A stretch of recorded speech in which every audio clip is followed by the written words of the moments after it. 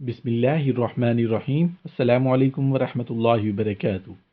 صبح کا مسنون ناشتہ کیا ہے؟ پیارے آقا حضرت محمد صلی اللہ علیہ وآلہ وسلم صبح پانی میں شہد ملا کر پیا کرتے تھے۔ نوٹ: یہ پیٹ کی تمام بیماریوں کا بہترین علاج ہے۔ اگر روزانہ ایک کپ نیم گرم پانی میں ایک بڑا چمچ خالص شہد ملا کر نہار منہ پیا جائے تو اس سے وزن اور پیٹ بھی کم ہوتا ہے۔ نبیذ تمر بھی آپ صلی اللہ علیہ وآلہ وسلم پیتے تھے۔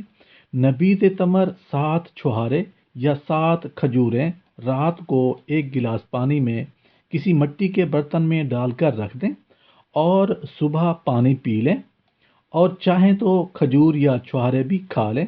یہ مکمل ناشتہ بھی ہے اور صحت کا راز بھی۔ سبحان اللہ!